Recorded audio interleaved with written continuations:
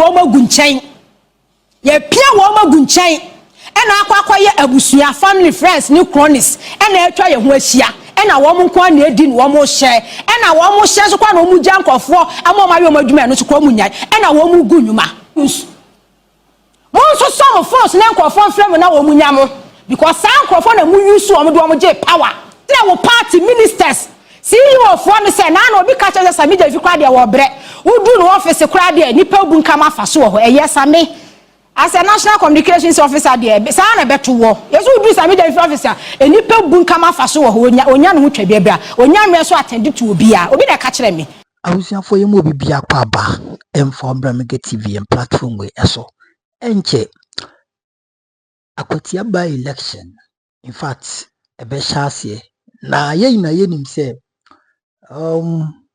yewura ye frɛ no eye Ernest Yaukumi efiri mu no na electoral commission no ewo about 60 days to determine a by election ewo that constituency that is Akwatia na say NDC for alande on their candidates Samson MPP for so nipa enti nim say enche very soon no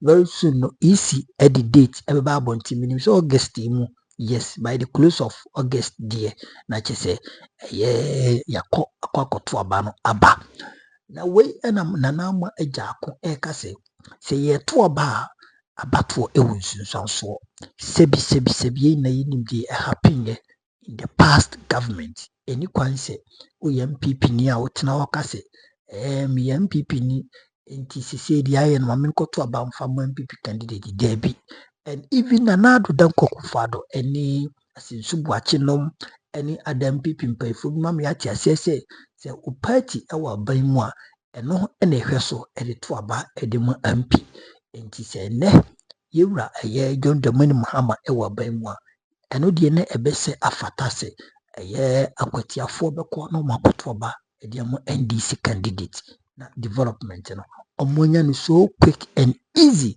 yenti na Ama Agyarko nsemo de tuja ewo onia ni show no eso na yakoba na kai na beto aso ewo yem platform we eso yesro so do konsam bo subscribe atim no na wa like na wa share na wa subscribe to the channel no for latest update hanum still remains your number one authentic platform Mega TV yenti se ni be credit emma onia said ye fear cano a democracy can mamin kabi obi amra mefa bananka dodo na ehwe kwan say Henry Buachi Yadom ya wo call 2020 wini ye de ma wo mu 2024 wo call ya akwakoye court mansion kura ye ni wie no sanso wo bo no modern panka bia ko be ko no post so party ni hihye ye mu no enti ye hwe kwan but onu to on say Akwatia seat no aye swing Akwatia babaja ma akoda so ho awi ni wo so da MPP ba na we yi na we yi ba enti Akwatia seat na kwakoye swing seat a MPP timi wini NDC timi wini ama say no nyina hairdresser o say next year I will flow aba besin ko but all the same no ye hwe say party ni be yi candidate a ene MPP peso wini NDC peso wini do obetimi din kunudi ababia no onwini emfama NDC anase MPP di Akwatia for hwehwe eye development empuntuo ese Ghana abato no yehu misa abato hu nsunsanso ena abato so hu nsunsanso ntie no obi akoto aba onkonkoto aba se obi no papa meye yie obi akoto aba up basic social amenities development ewo ne peso aso enti Akwatia for nka wenka ni first enka ba election be nka ban yankotisi enka sa me nka be hu machine sisi Akwatia ka ede prepra kwaso dwu kwaso na chese ne yegu kwaso ede ema omanfo but eno no enye mi focus na no pay ade poye na no pay me be ka ho asem eya abato hu nsunsanso NDC aban eba ye no wa ma Ghana fo ate ase se Ghana fo pe lean government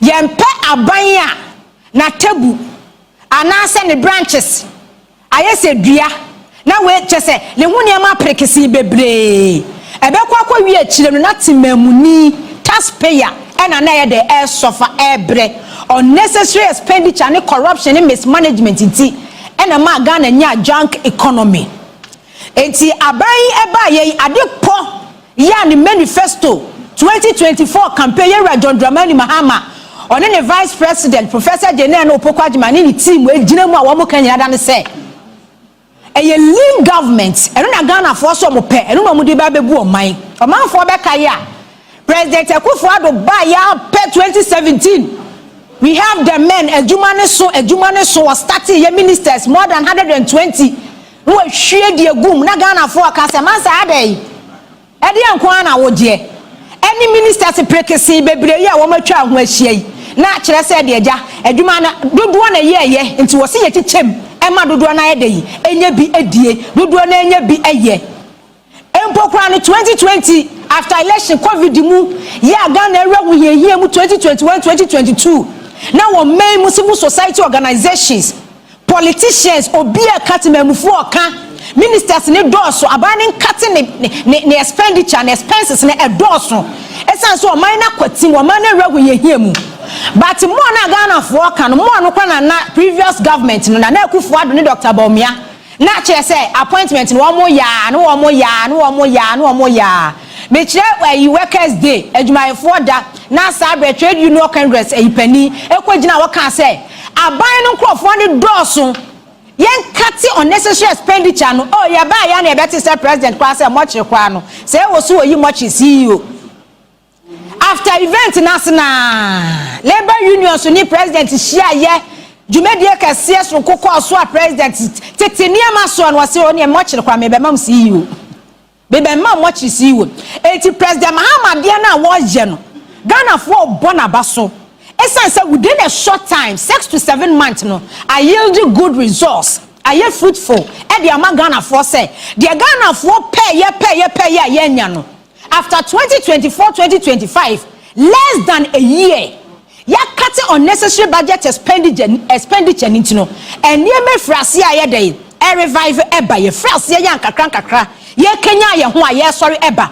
ministers say minister 60 we 56 kwa na anu ya fe na 4 air converting aboa chief executive officers we 16 system ministers a we 16 regions free mu a deputies kura wa anyi and then other ministries are one merge no money ade because one minister ne ho ka enya asem ketwa ne ho expenditure enya asem ketwa it is ya kate cost near your lean government and no be duma bo mo man na tumpan wa Ghana for epen sa Ghana for sana Ghana for e dey epen wo because we hwe ye international monetary fund projections am ye edema Ghana no a now one more say by the end of 2025 inflation a bed drop be somewhere to 21%. Senka your debt to GDP ye be end no afi 2025 kwa na enka enu be 61%. But now we have finance minister call parliament no because of policies new programs and yema wo introduce no ya unnecessary expenditure o ma kate any lean government intino eya dia ebua wo man no ama sese yakwa no Ghana yaka eswate bese 140 billion Ghana cedis eka ya abane beto ye bese 720 something billion Ghana cedis no eswate a drop the aba from ye tua kan bi ena aka no so say external debt no eye dollars ena ye tua forex ena ye tua no entino say dollar no eswate aba from dia na che say o se kwan bia so ye sika ne ye ka no eso ye de eti edeba from eno ye memo papa eno ye hye papa we say enya flip flop policy ya ye introduce ema ne ha wo man ama enese ne me frase kakra eba eya de pa but adia e was a president John Dramani Mahama ne NDC aban e hye ne so say NDC as a political party winning 2024 general election no enye lean political party and a winning election enye lean political party mi siso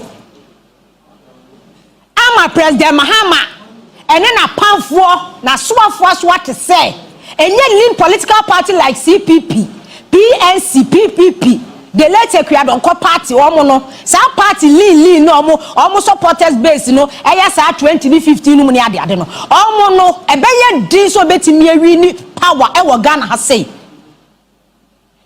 ye wo political parties akasie mienu wo Ghana ha say MPP NDC supporters base no eso all the 16 region 276 constituencies obia de ni hu jimu 8 years in opposition obia ye adwumaden obia sacrifice ye obia san fifre ebinum kura wo no adwuma na omo yenti no muntimi nda wo mo fie na wo muntimi nda wo mo kata so o muntimi enda wo mo dem senior be ya party ni be free opposition aba power enti lean government na Ghana force ye peno a President Mahama wo de osia ye wo yo no sa lean government no Ghana for pe but nye lean political party NDC nye lean party o ene wi ni power na na me kwa bakwasemu kakra na me wi a matiesi ensem no ankasemu Ghana abato na ye to no the dynamics no esesesa o 2016 President Mahama elusu 2016 no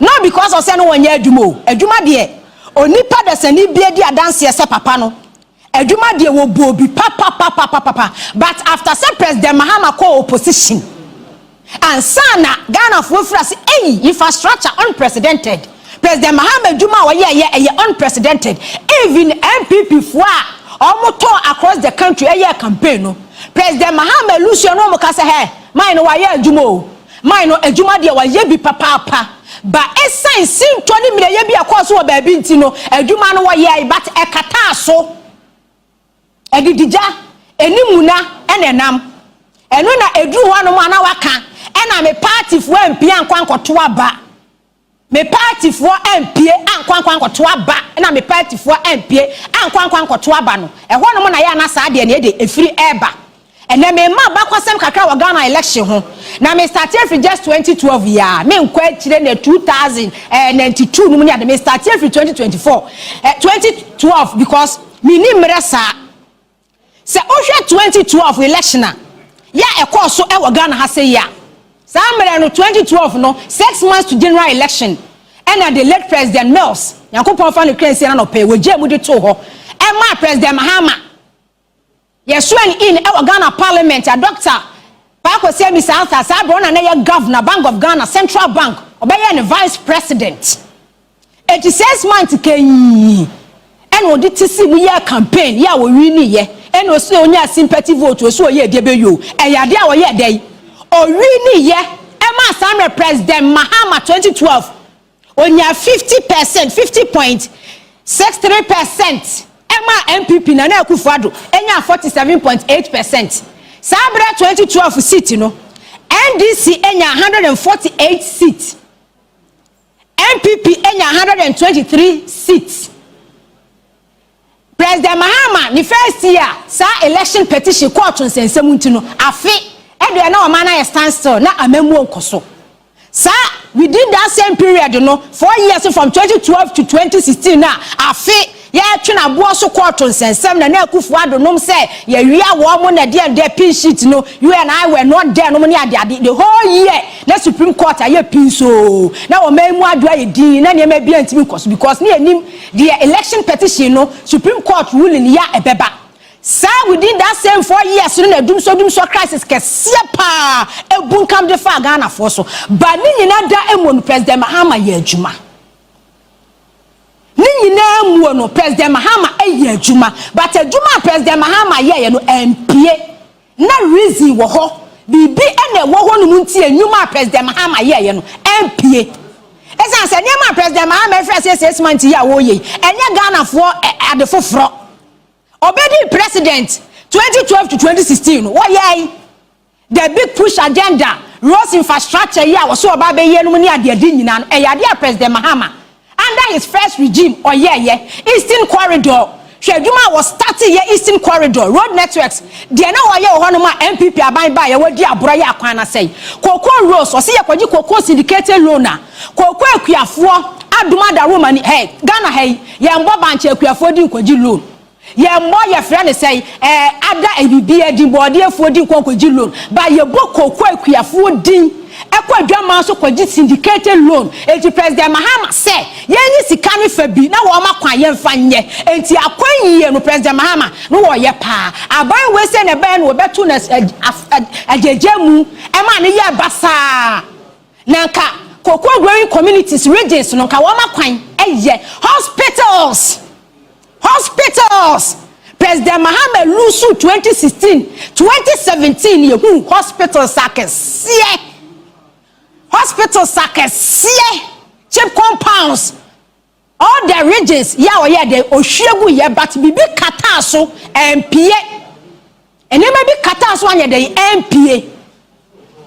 Community day senior high schools was say. Time obeko opposition na president Bawku etimienya ama Ghana nye senior high schools Bawku 54 ya complete. Binya show say biesida. But enye may be kataso. It is also we lean government ya. Lean government na wo ye no wo hunu say eye dom ne adom kwaje power. 2016 election and NDC lose ye. President Mahama from 50%, 2016 no other from 44%. Poo near Pejan the number from say poo. Then another 53.6%. 2012 party omukuta 148 seats. Now 2016 almost what 106 seats. Now party at 2012 omukuta 123 seats. Now chance 2016 omukuta 169 seats. But senkia can do more President Mahama yeah. Now was senka President Mahama 2016 where day. Oh really? No one nim. Yeah 2020 they see yeah. Do I know by ya or beji chance 2016 169 seats no. 2020 and your friend is electoral commission for a real woman and Akufo-Addo. A we are seeing in Ghana and you know and Akufo-Addo will lose 2020 election. Obia ni say na Akufo-Addo olusu ye obia 2016 when you 53%. Oba ye didija. Any a memo fun mi gu nkrofo nyuma mi gu banks. Ni a sideline nkrofo and Crawford woman bre ye juma dedi MPP ba power no ya sideline woman you woman gunchen ye pia woman gunchen and akwa ye abusua family friends new cronies and etwa ye ho ahia and a woman kwa na edi no woman share and a woman share so kwa no mu jan Crawford amoma ye omadwuma no so kwa mu nyai and a woman gunwuma from 169 no after 2020 53%. Now I was say manipulative figures. In 2020, ebe pim Sammy na Akufo-Addo figure crowd di win election Ghana ni bia nim. The mesa calculation ye expose no man na Akufo-Addo obi ehun sakwa no walusu because first declaration the buy calculations and confirm you know say hey papa no we na 50 plus 1% no walusu ye. Afa katashinu bukata na MPP di bowura mu ema NDC city best 7 wo di ahoden e de power e je ye e di free wo mo nsem o Ghana hu di ekoso anya sanka NPP 137 seats no mo parliament nka wo mo anya NDC na lusu ga di match so mo gigi wo mo seat di free wo mo nsem wo e na akwa ba be do 2024 137 MPP awie ye nyefe MPP awie ye 2024 election and now ko parliament ya omani magu ase wo Ghana omani magu ase wo parliament amene MPP seat aye less than 90 NDC seat agun kam dia faso e wo parliament e wo 2/3 afena marking ne nkrofo pa madam Patricia Piajem anodon pre no pa ene omo kwa parliament omo pa omo ko obi emfa wo omo because they say Ghana parliament one no omo wo mu anyama omo free me tosini ena ya na yakase ye hia the strongest opposition party obehwa ma aban hey why MPP omo wie ye because of a memo for tantan edidija yes sideline party for NTNO across the country 16 region 4 regions political party like MPP any MP represent more parliament upper east upper west voter region Oti region MPP ni na musini e wo parliament 4 regions so party to say MPP before 2024 election, I'm here. Shana me can't say no. Said the President Mahama free north, Dr. Bawku free north urban. Eye chemupe. But after election, no NPP political party. And this our press conference, I'm here and a presidential no. Obi bet 200,000 Ghana cedis. And bibisa mo say mo kra no. Mo party na ase na mo bet na se. Na ma hihye party no ye no. Mo next presidential candidate adwen na mo dwen.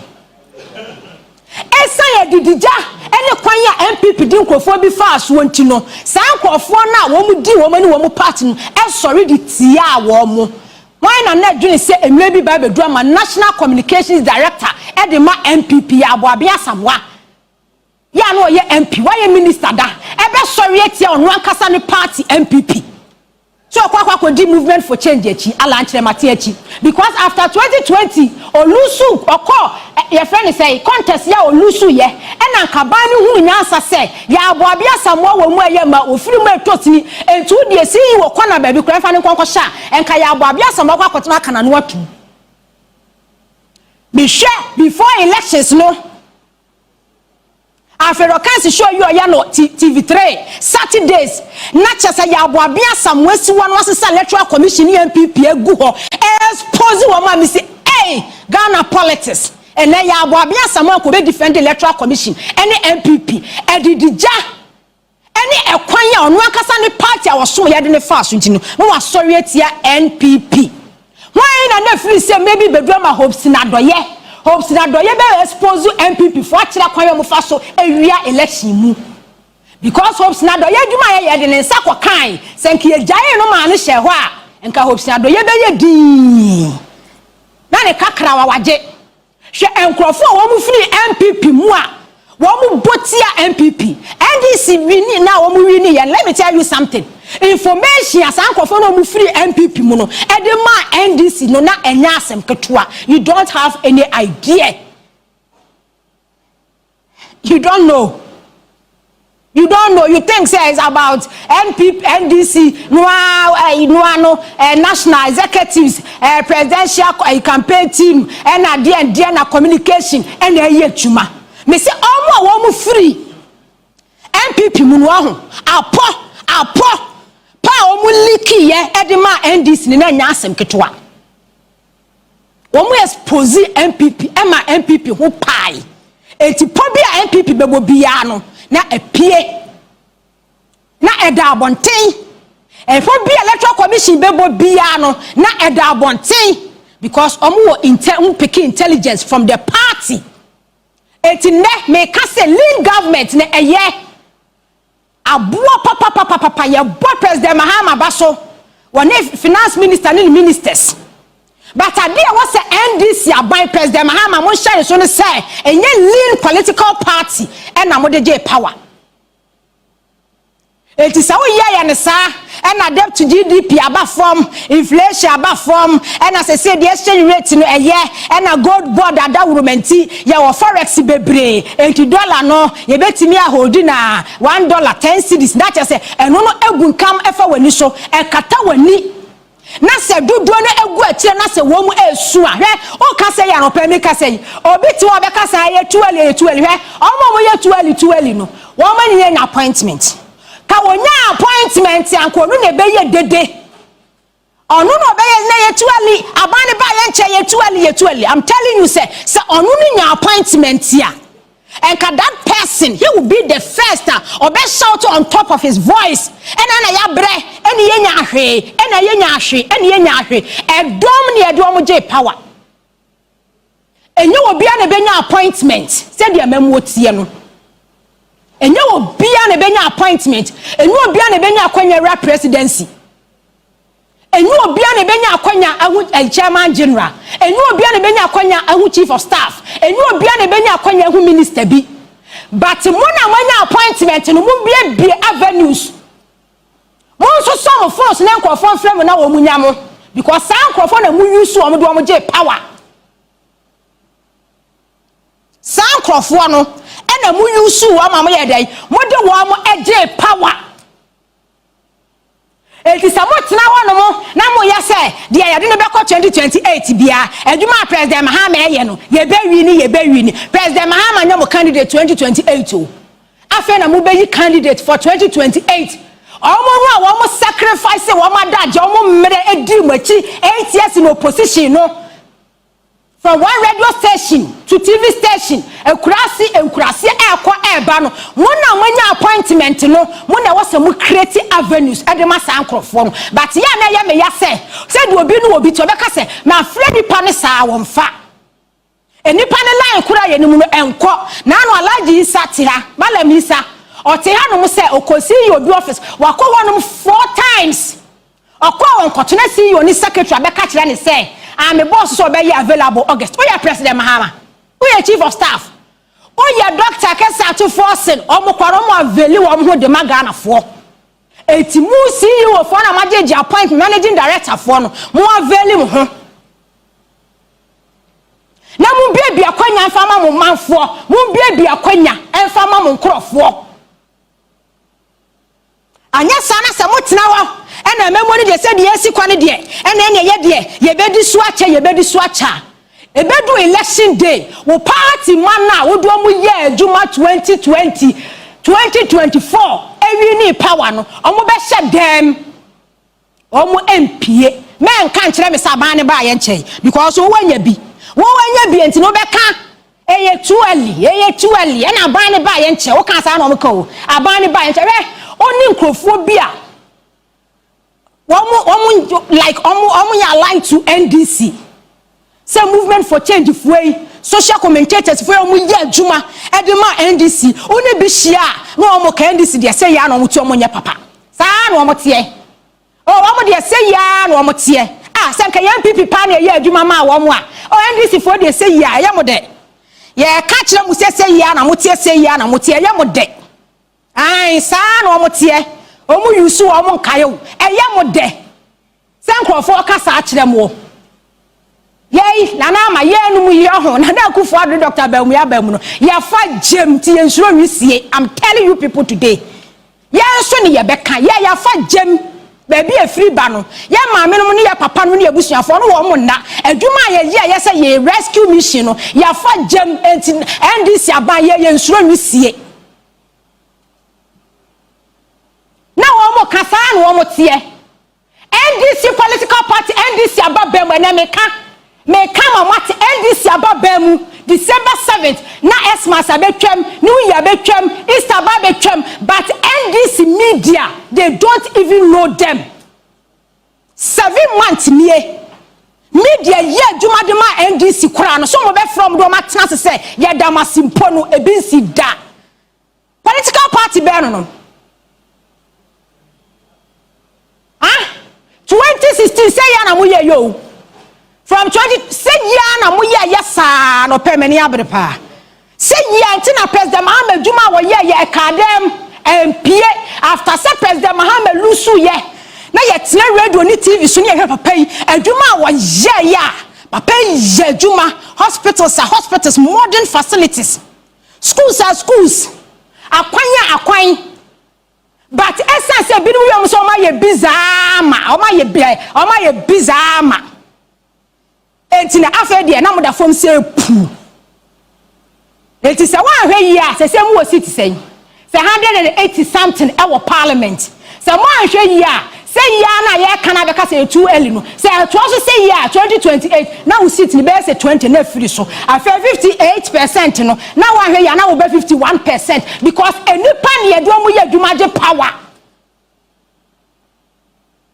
enipa na wo do mu ye adwuma je power no obi ba party ni mu 3 weeks Rose mod ho ahwe ya obedi ntro o free by me office ase no ye so what front desk obedi ntro ya my presidential staff ono ma recognizing the sacrifice mo hu na adwuma o ye but do ono di wachi 8 years no e too early onhu no on kai no onhu no unti ni din poda onhu no nimu no ho 8 years mo report 2016 de odi wachi akuta wo ekomu mu amanie mu no eye too early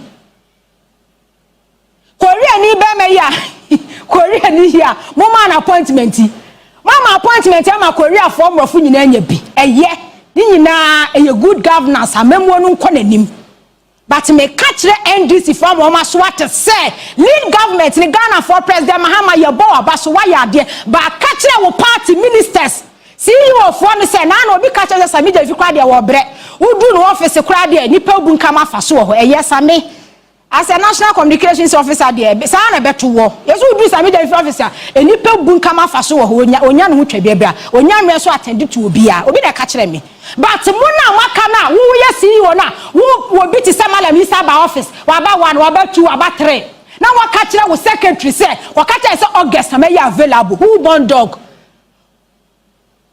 nkofo ani abiri gina mu ye adwuma no nkofo hye dem Emma deadline Emma timelines na nkofo hye dem na nkofo hye dem say NDC aban mu media house so mo ye adwuma ma o 7 months ni mebua mo kan che so ma coordinate mo do ma trase aka che mo say 8 years ni ma sacrifice ma bre ma konkodi ntia da ma say enye sika obi ye adwuma ma wa appreciate nipa no effort nipa no input e come enim na director say minimre afa obi nkan che attorney general who say me pay wasemba A+ din asemba so me nya no ho mele pa nti me A+ o hu me one me nye fine me nya no ho mele pa ba Dr. Dominic Ayeni abaye minister nti apaki suit ni tie go ho nti time bia na so the cameras ya set cameras sisi so ho enye no na Ghana fo hwehwe ya prepare docket awie o prepare docket wie na baba Ghana for mania ye judges ye judge for ye Ghana for Dr. Dominic Ayeni eji abalo ye pen ye Ghana for ye judge for Ghana for nye judges kasa na ye too much kasa no aye too much unnecessary press conference na endorse ye hear action na Ghana for here mo ba ye national service before mo be ba national service na Fourth Estate the whole report abadadadadada mo se mo ye audit at the report in fellow squatcho for so the report no e be tu dwa se Ghana sika over 500 million Ghana cedis afan kwofo nsase eno no eye ade eda wono mo dadadadada enya ade foforo ye nim free tete ye nim e free tete ena ye nim o ye nim e free tete 548 million. Wo ba ye ene ya che ye say former director. What detain no. Afa ma release no.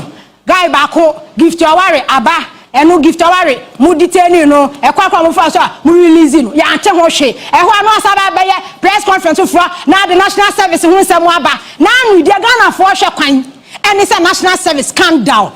The people involved and Crawford who did say ghost names. And the good systems so at the book chrono gift your worry. Any former came a mayor, ya obey a national service boss. Corona woman bond, you're gonna for your quan say. Eji, Ubaba catch a gunner for say, Uncle Fuen a dinner call to you. I don't want to call to you, woman a dinner call to you. Woman na gina court you krono na wo bo wo man sister ghost names e the good system na wo mo di lutu o man wo mo di bo wo man krono no ade a Dr. Dominic Ayeni de Ghana for hwe kwan enye se wo be ka Ghana for so prepare docket a prepare docket ya judge for ya the docket ya da yi e de ya the docket ye new evidence now we see what we know and 180 million Ghana cedis and a transfer here and to a Bank of Ghana account and 80 million cannot be accounted for. We don't care. 18 years for say state attorney or mine lawyer penny prosecute them. They jack has certain thing. Director, mami Nigeria governor ni video no. She and run make kawa Nigeria, almost central bank governor. Tinibu by 2024, when you 1 month in Wachiakwan. Wachiakwan is Nico shame. Wachino, and Nico shame. One Fernando or shame 5 months, 5 solid months. System near Jumagana, the rule of law. Yeah, the rule of law, sana 4 years a chem.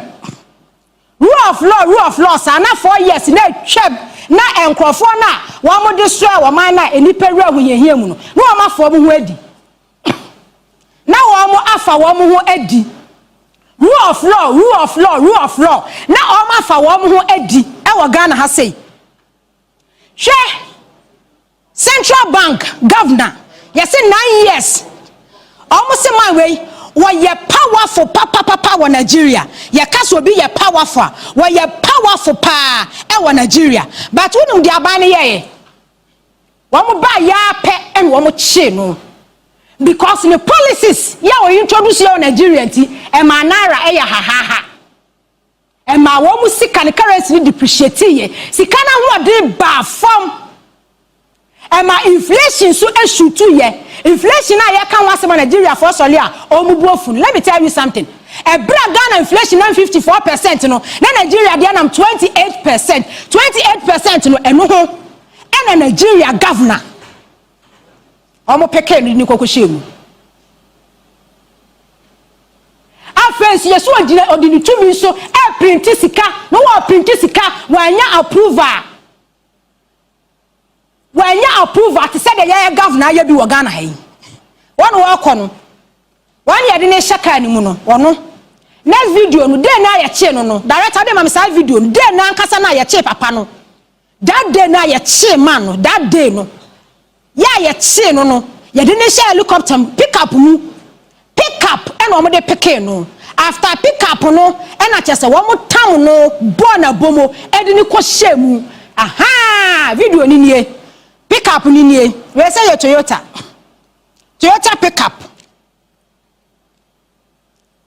pick up enie enti abusuafo ma join no mo hwe sama we 2024 tunibu e kire ne papa e ma ni hunu se tumi bebe hye won sa tumi no sabe untimi fendi nsem hunu enye bibia na wo de beye wo de ye ne ma papa ya ebeboa wo man no enye se tumi bebe hye won sa lidini Godwin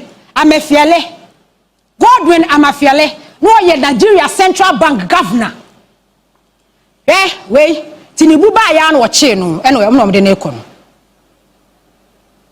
2020 oba ya e no pick no fast se onko kire Nigeria fo the entire in decades ade a wo mu huru bi da wo mu huru ye the entire inflation timi shoot to do 28%.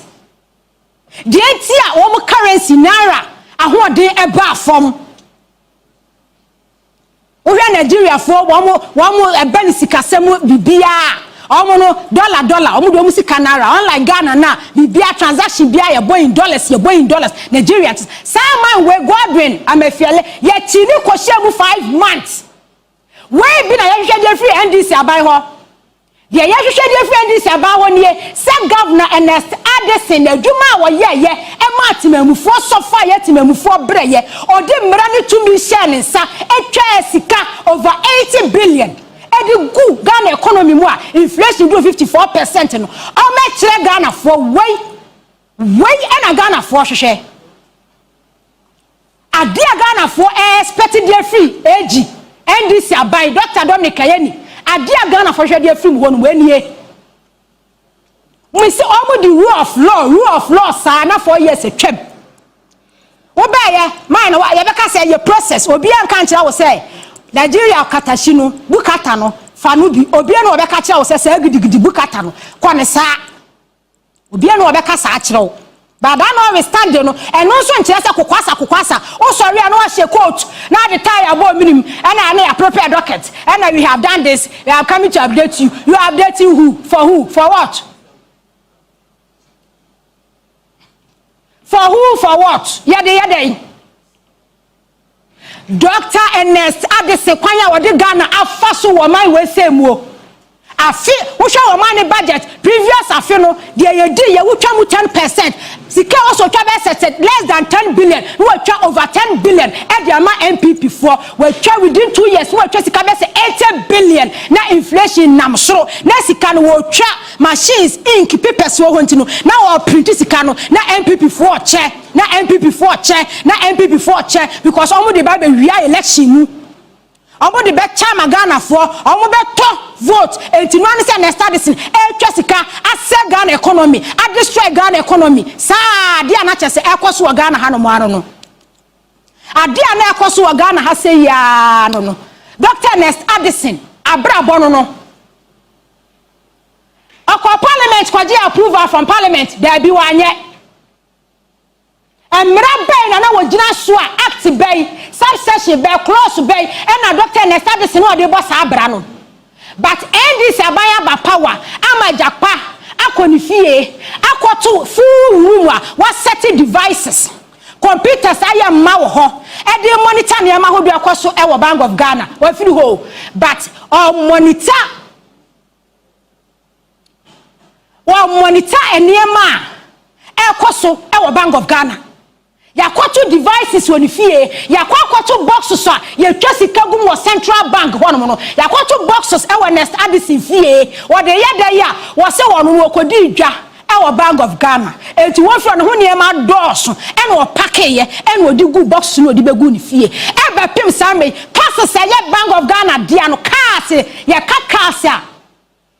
cars yo luxurious vehicles yasi buru num eguni fie on far process biama o de toka no ni nyina eguni fie when na ye fe ne say Dominic Ayene when na Ghana for hwe ho kwan say prosecute them they jai sa unnecessary and ya prepare docket ya prepare chama untumi mo che na mo de ko galam say one nse galam say ETC forest mu Ghana ha say SIA forest wa bra na che say ya man lances ye ni Ghana ha one sense one sense as one say adwapade one kwaje exim back $10 million what update here say what prepare docket ever docket ne nyede director my last one me so video no enkrofo bia nya kanea na me fa no sorry okay enti age ade a ye hwe kwan no prosecute them ne ja amane na wo sorry a wo ba amane no okay hwe enkro bia nya kanea na mi hu ye no me rehoi wo mo afo ano south west yes 16 communities esikantia any other communities yeah what I have for no south west we can do enti we ensema na Ama Agyarko enso edito edwa na uti ensema ma me no eka ampa omboa bebia Ghana ababedu sabre yen sori keke se ye koto aba bebia Ghana ababedu sabre anye sesebi obi asori ya na wasori se o me koto aba me ko esi no I will say unya the reasons you need to get reasons why I will say wotwaba and for the past 8 years yehu di akoso wo Ghana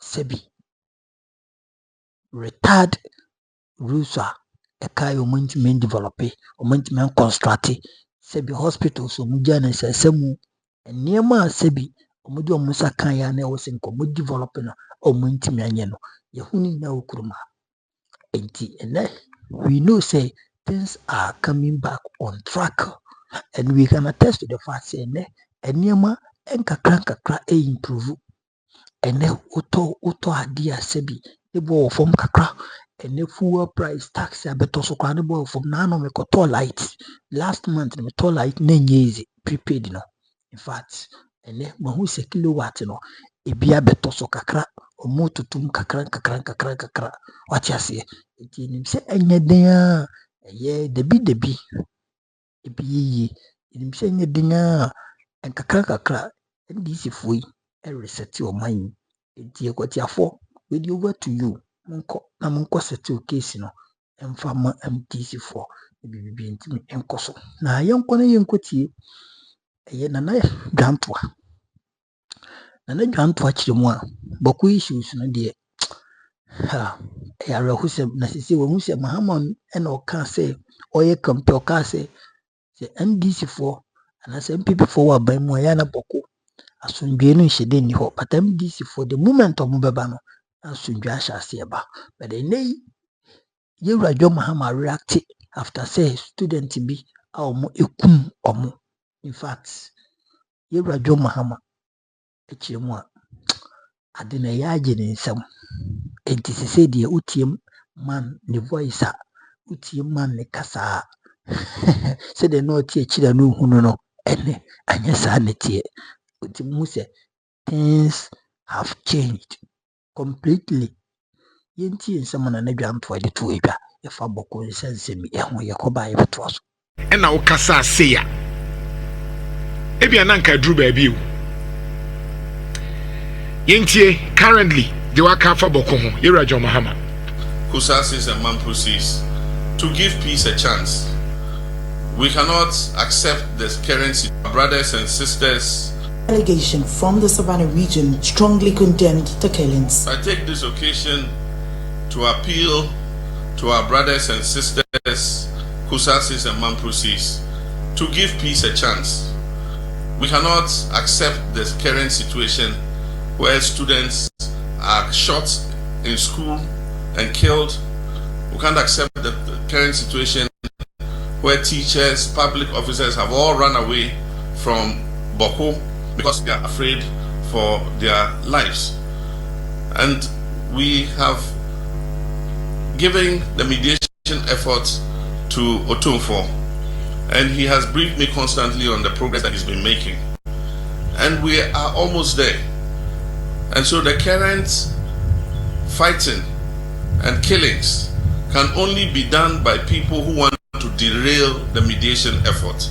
Meanwhile, the rising insecurity in the conflict-prone John Dramani Mahama Kofi on say the demeanor of the president now.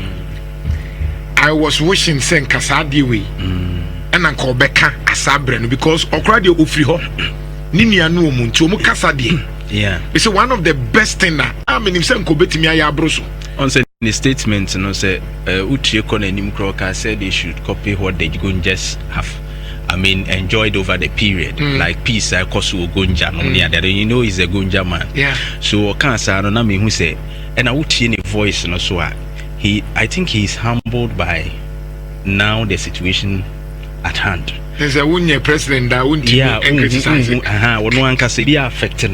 Drew Crona no can because listen to the power he was talking with in opposition. That when we come. MPP ne power omo Emma Bawku situation there's no peace in Bawku. Look at the power, the strength he talk with. And when he's calling for peace, the demeanor, it tells you something. The reality checks, they be make say no nema who say adi say panetie.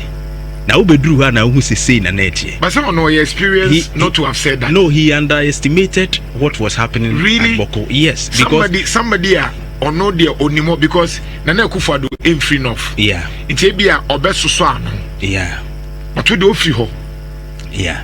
What's your say chain will be a wahibia. And when Ghanaians were getting to the elections, no Ghanaians were afraid say ya any solve no peace ama. E be affect elections no cry in terms of yepe asundua about for nature no man. No nti we ya e ho about for no cry kakra bi. Enka about for commission am say because of security nti we here omuntu ana monko. Right. But ni nyina mu no they were able to conduct elections at the place. And the outcome e buy no so it was telling you said there is some political tone was here. Now enuna sometimes can politicians they take it now what can be say when we say social media they are bashing you and all that as to the votes that Baumia got. You see comparatively all day to talk the Akufo-Addo nyinya and those areas. Anytime my issues ne rise the politics be rare any votes like Baumia MPP saying Nyani NDC, it tells you something.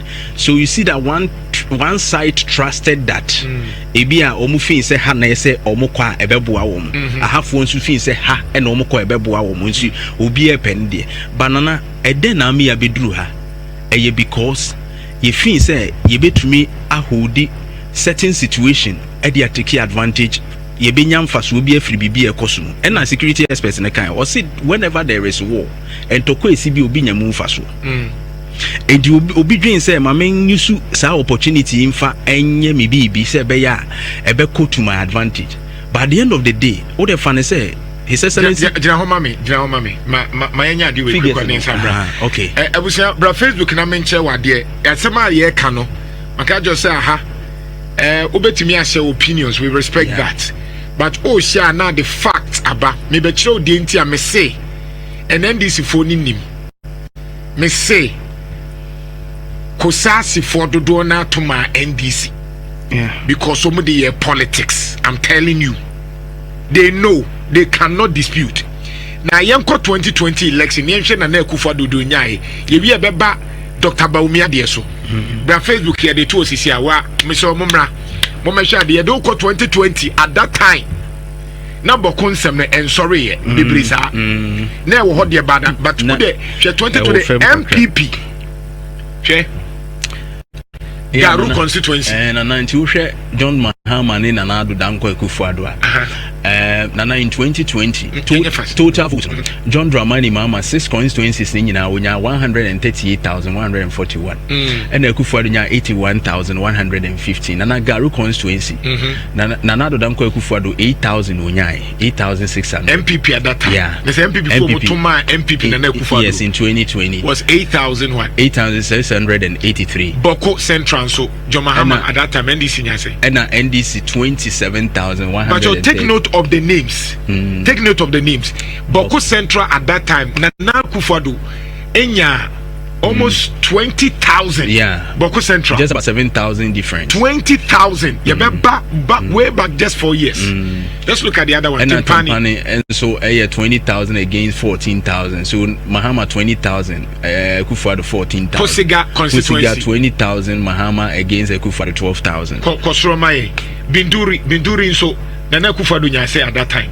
Binduri. Shene wahano. Okay, Binduri so no 19,000 John Mahama against 10,000. It's just say now Zebulan's way. Zebulan so 33,000 against 15,000. I say Nana Oshemwa almost every Aibiano Nana Danko Kufuado cross 50%. Nana Kufuado at that time John Dramani Mahama vote. Oh yeah, dear. Yeah. MPP yeah dear too. 2020 no MPP. Yeah dear pa. Yeah. But all of a sudden, yeah. Yanshe 2024 elections. And now let's not forget to say Nana Danko Kufuado wasn't from the north there. Yeah. It is answer no more canny. Then we're going to look at other figures. Being so yeah, they better once. It yanko next one. Yeah, 2024 elections. Dr. Baumia. Yeah. It Baumia Dienini. It is already John Mahama 20,000 as against Baumia 3,000. Okay. That's still the MPP. John Mahama a Bawku Diano 26,000 against. That time na Akufo-Addo nya be 20,000. Yeah. Baumia ne Eswati abafem. Okay.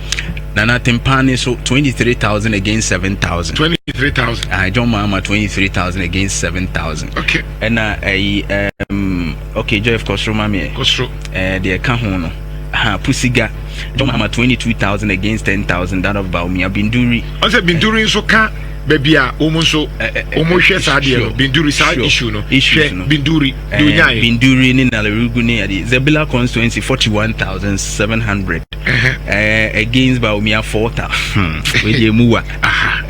So you see, and clearly no, me say it was a hotspots no Zebula Binduri and the other we know.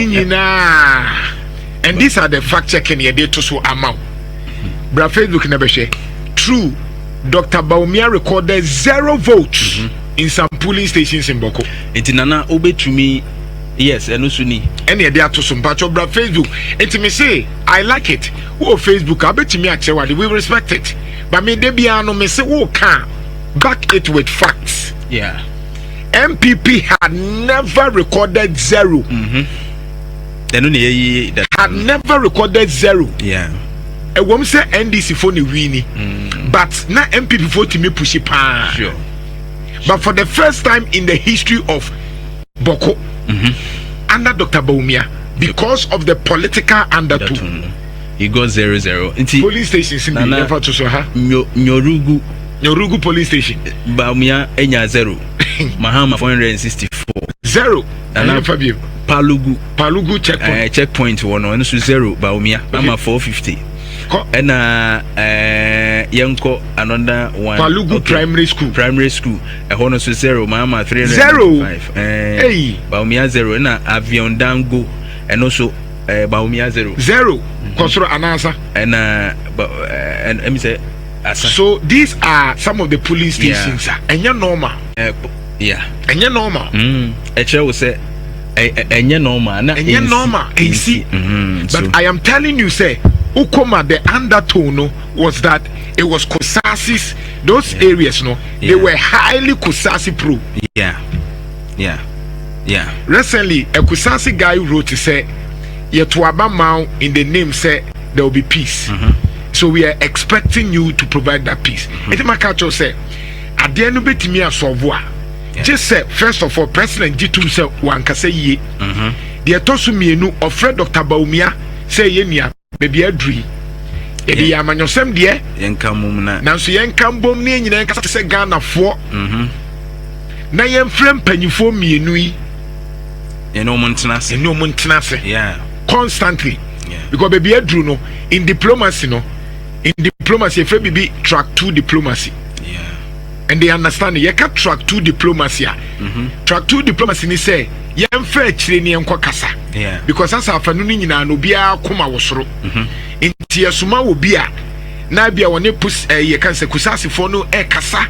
Oni mpanyifo ne kasa. Oni bia omomu wo influence ne kasa. So na obi su ni obi kasa wo mamprusi achire. And they friend track 2 diplomacy. Into one say, Omunya Pia, Yakasa. Ubia to the sort. What do I say? So I quite to say our real now say relationship. And to call Banad Umunet now, why, Ubia Buafu. The way she award and near the Bermans where she feared Ubia Betty any day. He said they are your obrey. I say, I would be Braha, it's way back Canadian. That was what Canadian. Sure. I told you cry there before, but I can't say producer money and no ma coming down there to was here buy a bet answer and no be na yura and pay shroud. Sure. Mummy and Kano Cresse Mamprusi Kusas in Tokwano. The Amanaya Ding a Yamanyosem. I know they're political. A NDC ni MPP asem. And what's a NDC for Jitum so man? Ya dear was hard dear no. And you can so mukasa Mamprusi Baumiana ne shasiye because issue no it moves beyond that.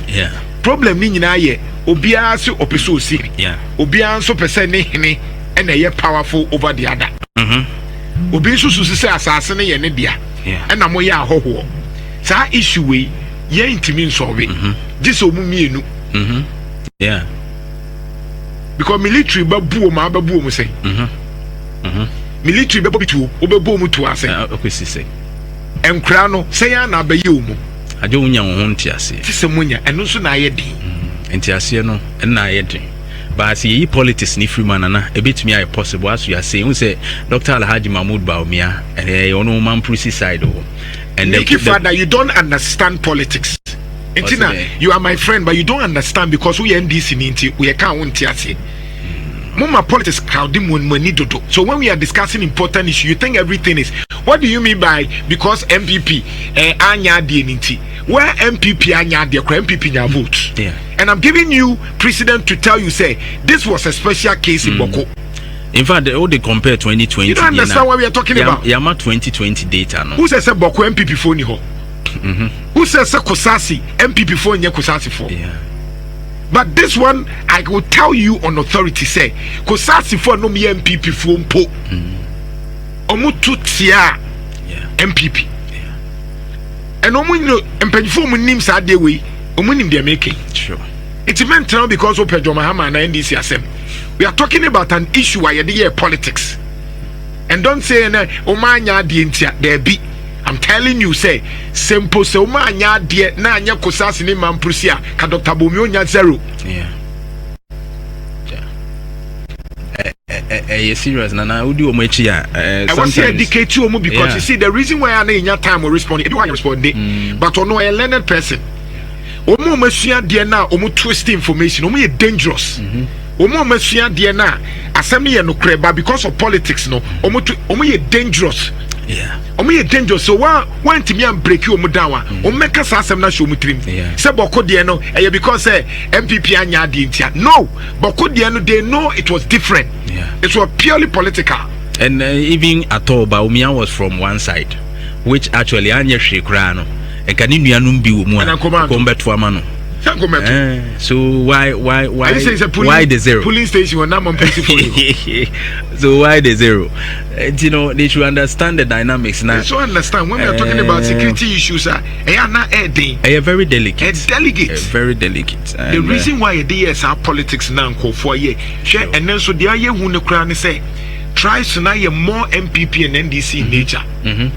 You emrante so na so subo can I say the nesi wo asante ne buno I say intimi nka youth no so musu anani escalate na social media na ye nyina ye buno ye asante na afi ye di bibia bechicham agiegu aye den ne bai buno fo bebre wa ha o hwe akan nature no kra ye nyina fi buno if you look at the history say ye nuanom but say dura me achichem na we can we no anywhere can we na we afa we na mrantie na was here stopping no emu ya ties asamo ba ahemfo ne be protect wo mo wa wo tie kire na wo fight no wo na e ba ye bebo ono oni hwe no the way mrantie yesua de pa ye ma politics etata eya na eya me ya tries no krati ni pa na wa ma tribe be proud of who you are. Sure. Me asantini masanti semu hia me we anwrani ama wanwra semu hia wo we enzimani ama wonzima semu hia wo but to promote the development of your tribe and not to fight. They forget those basic principles when they how be brave, and that is why for the first time I am happy say yenya asantefo ma tuatia MPP. Eyame de yenya asantefo se so mtim ka se me NDC ni eyame de I was here to me young when I fought the brains who are Monso, Mutimi Casse, Yeniana for Muntie, Monso, Nessia, Muntutuntia, NDC for no. Muntutuntia, the Gomoya Sana now quite some of the Muntimis. You get the point? We need to get to that level. Tesaha, at least MP before NDC for a Santimemo Timia 7 constituencies and over. I was saying when a Memuso, Musututia NDC because development be brain coso. It's true. What do you say? At least Asantimemu, Asantini to me to tier NDC MPP. Next year, that is how it's supposed to be. Not because of where you are coming from. The engineer, yes, so let us stop this. And Mantia now, more they tribe now, move create unnecessary tension. Munyai. Serious, very serious.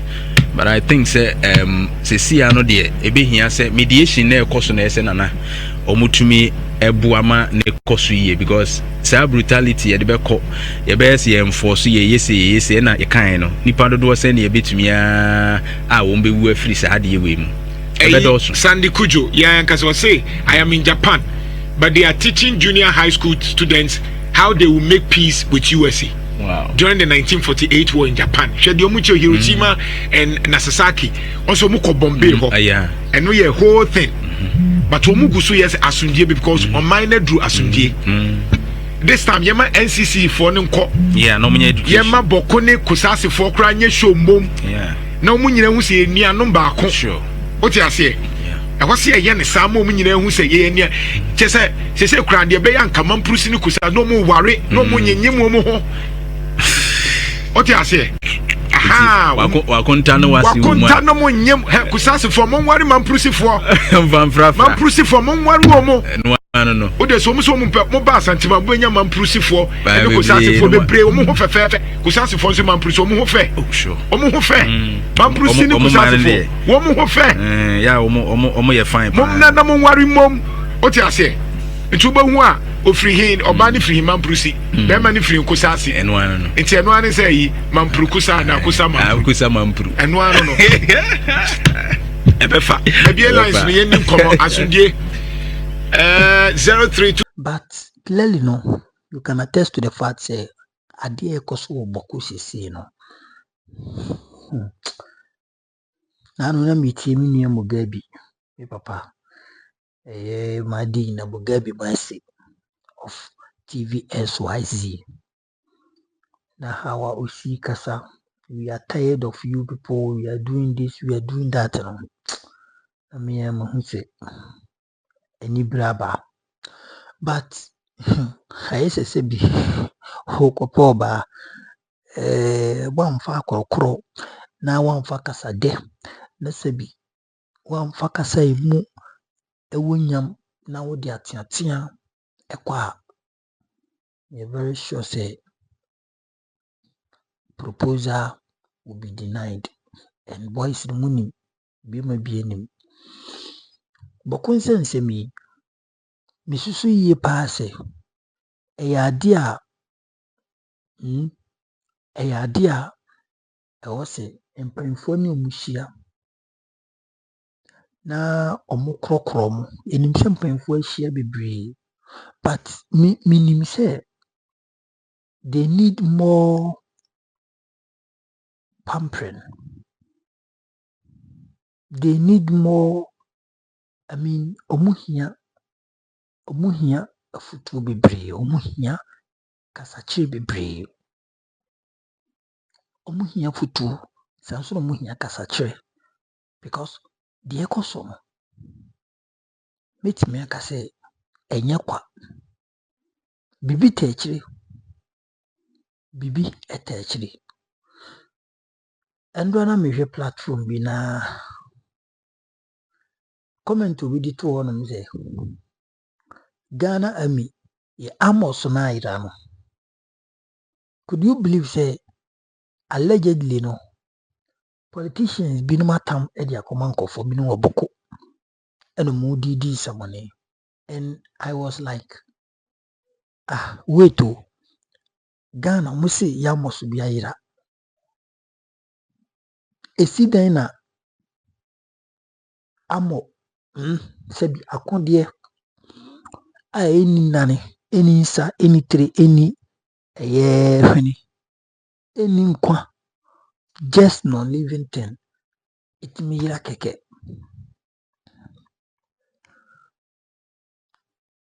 Just non-living thing, itimi yera kɛkɛ. So does it mean say nkɔfo binom ɔmo atɔn ama nkɔfo binom wɔ sumase ɛna ɔmo didi nsɛmɔne ɛwɔ Ghana, not only Bawku, because ɛnɛ news, wohwɛ news portals a, especially me nua panyini Clement Gossip 24, news a nansi or publishing now about 80% of it about say yekum obi, about say yekum obi, ye di to a booby. I don't want to use the word. Ye di to a booby, and it is getting too much.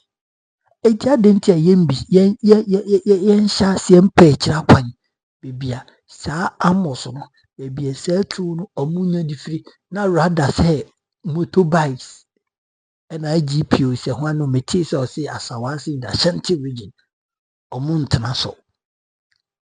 No, say sa ye pese to ntwa I say obia bekra akonde afri amanoni abeduru Ghana hanase enkofo moye akonde wo kuroma no. We need to engage them. I will see issue omo na ibisa omo permission, the kind of enkofo omo beto and the kind of dwumadi omo di. Na you make it very vibrant rules and regulations on how to use it, who to use it, when to use it. It is very important. But say obiti motorbike sa we say the parity motor suntin maybe obiti me photo na akode edit na motor sun kwa na edit. Obi a hye no ho sei o hye no ho odibon ni wi no tum ni katente ketewa bi na odi ne ho wura mu a onante no ma ukuhu ni wan obi ona motor oti motor so me kwase no. That is not intimacy. The origin, the genesis of it, and say you be finding how sa kudie we first a year ye Ghana amoho a year firi hono na baby e koye any mbisa enkofo mo export omo import akondie bo man we mu their permission, their useful of it, the omodi babeye, where it is going, when it is, Bisa all these questions. We need to know all this.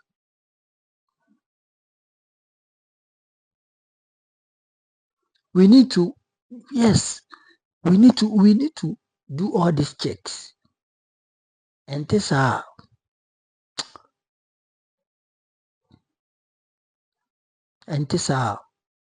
not because say a no doso obeda soro mwakukunwe obeda so mwakobo tu omakoyewe omakoyewe. It is becoming unbecoming. It is getting too much.